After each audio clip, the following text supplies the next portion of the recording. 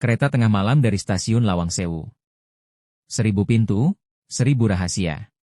Di jantung kota Semarang berdiri sebuah bangunan tua peninggalan Belanda, menjulang megah dengan jendela besar dan pintu-pintu tinggi yang seakan tak berujung.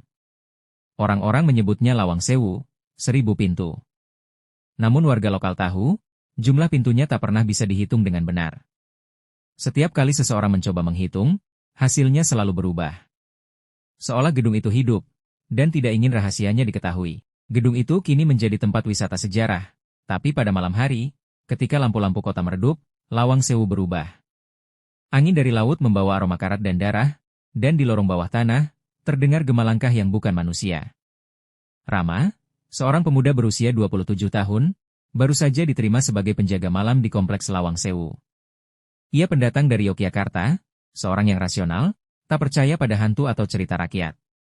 Baginya, tugas itu hanya pekerjaan, sekadar menjaga, mencatat laporan, dan memastikan tidak ada pengunjung yang masuk diam-diam. Malam pertamanya berjalan tenang. Hanya suara jangkrik dan angin yang menyusup di antara pintu-pintu besar. Tapi sekitar pukul 12:17, sebuah suara terdengar dari kejauhan, peluit panjang, khas kereta api. Padahal rel aktif terdekat sudah ditutup sejak lama. Rama menoleh, menajamkan pendengaran. Ia yakin suara itu berasal dari bawah tanah. Dengan senter di tangan, Rama menuruni tangga menuju penjara air, ruangan legendaris di mana para tahanan Belanda dulu disiksa. Lantai lembab, udara berbau logam dan lumut. Namun malam itu berbeda. Saat ia menjejakkan kaki, tanah bergetar pelan, seperti ada sesuatu berat melintas jauh di bawah. Tiba-tiba, kabut tebal muncul, dan di tengah kabut itu, samar-samar terdengar gemuruh roda besi di atas rel. Rama menyorotkan senter, dan matanya membelalak. Sebuah rel berkarat muncul di lantai, entah sejak kapan. Ujungnya menembus tembok batu. Dari arah tembok itu, asap hitam pekat mulai keluar, diikuti kereta tua berwarna hitam legam yang perlahan berhenti tepat di depannya. Kereta itu tak memiliki logo atau tulisan. Lampunya redup kekuningan.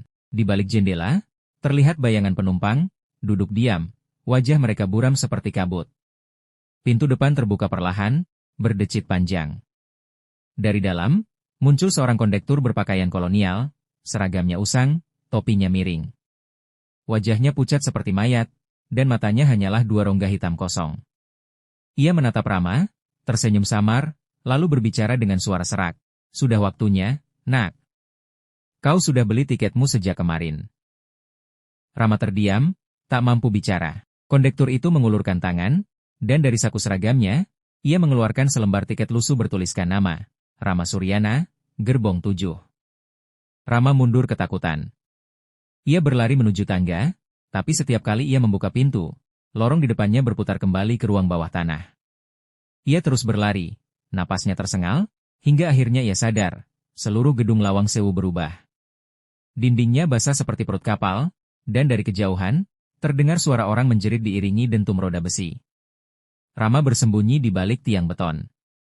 Ia menutup mulut agar tak bersuara. Namun dari arah belakang, suara langkah pelan mendekat. Kondektur itu muncul lagi, kali ini bersama seorang wanita Belanda bergaun putih pudar, matanya juga kosong. "Penumpang terakhir belum naik," kata wanita itu dengan nada datar. Rama menjerit dan berlari ke arah rel. Tapi ketika kakinya menjejak, tubuhnya mendadak ringan, seperti disedot ke dalam kabut.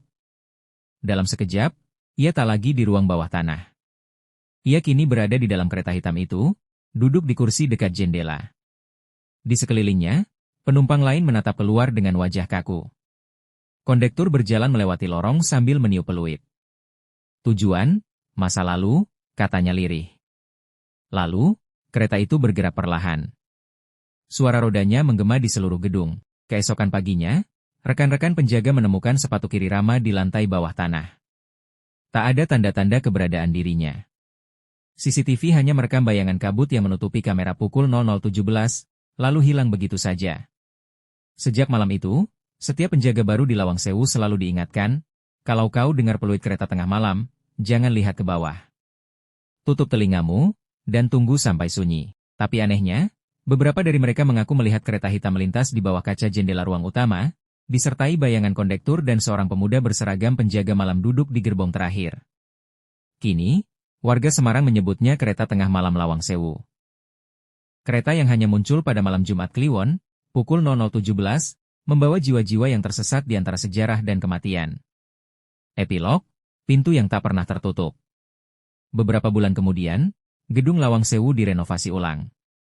Pintu bawah tanah ditutup permanen atas permintaan pihak keamanan. Namun pekerja renovasi sering mendengar suara peluit samar dari balik tembok beton, diikuti suara roda berderit yang menjauh. Salah satu dari mereka, penasaran, mengetuk dinding itu 3 kali. Dan dari balik tembok, terdengar suara laki-laki muda menjawab, "Gerbong 7, masih kosong."